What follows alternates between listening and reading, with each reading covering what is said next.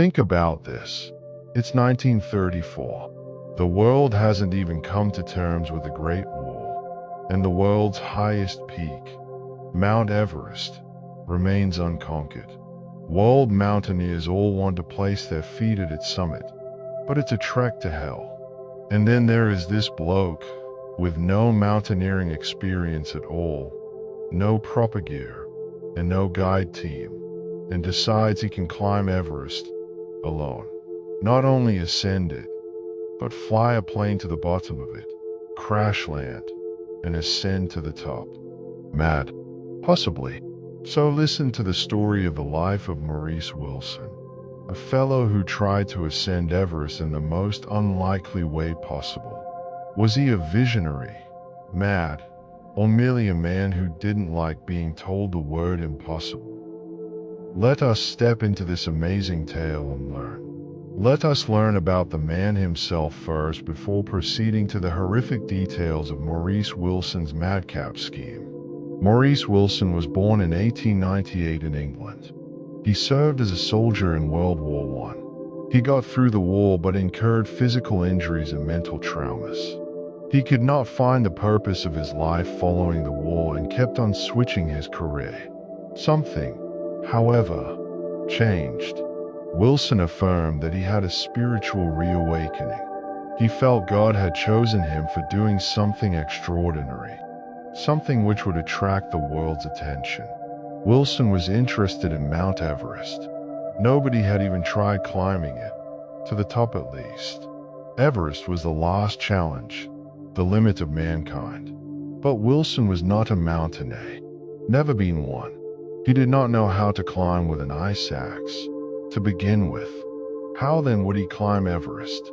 Actually, Wilson had such a plan, so crazy, so absurd, that he ought not to have dreamed of it. This is what he did.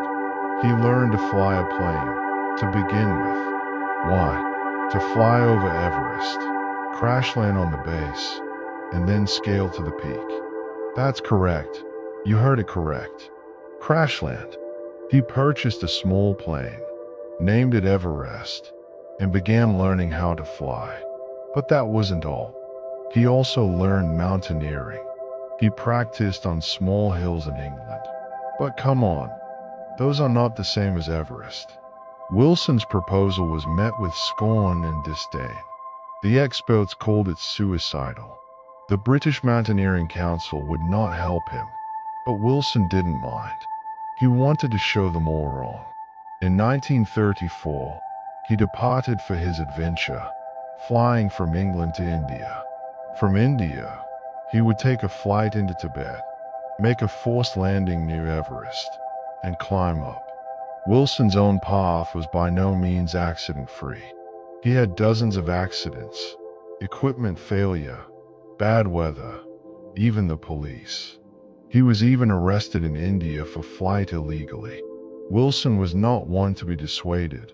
However, he did make it to Tibet, where he was able to finally begin his ascent. But here things begin to go wrong. Wilson's climbs were poorly documented. We are aware that he made at least 3 attempts to ascend the peak, but was forced to abandon them because of bad weather. When on his last attempt, he went missing. His body and diary were recovered after 1 year. There were mysterious entries in his diary about his outing. It is thought that he wore himself to death, or that he fell into a crevasse. But in the world outside, the question is, how close did he come? Did he come yard from peak of the highest? Or was his whole endeavor for nothing? Let us look at the facts. Wilson's diary shows he made it as far as 23,000 feet. Exciting for a man with no climbing experience. Everest summit is over 29,000 feet, however, so he had miles to go before he would reach his goal. Some might say Wilson's lack of experience and lack of equipment rendered him incapable of going higher. Others would think his determination and outside-the-box thinking would have taken him further than we do. Wilson's tale is one of human possibility and the constraints of what we can do.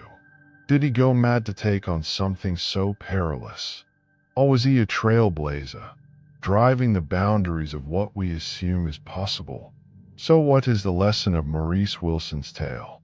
On the one hand, the importance of preparation and not being conceited. Climbing Everest is no laughing matter. It requires years of experience, high-quality equipment, and a professional team. Wilson had none of these, and it likely cost him his life. But then again, so is Wilson's tale of encouragement. He refused to let a lack of experience keep him from pursuing his goal. He believed in himself when the world wouldn't. And though his means were irresponsible, his spirit wasn't unbeatable. Was Maurice Wilson a fool or a hero? Then, it is hard to say. His life makes it clear that often the difference between courage and insanity is really thin. It is up to us to decide where to draw the line, and whether or not the crossing is worthwhile. Maurice Wilson's is the finest and most moving book ever written about Everest. It is a tale of man's desire to overcome the unovercomeable, of willpower, and of determination. Whether you think of him as a hero or madman, you are sure of one thing. Maurice Wilson's Everest attempt will never be forgotten. What's your take? Was Maurice Wilson a visionary or nutcase? Let us know in the comments below.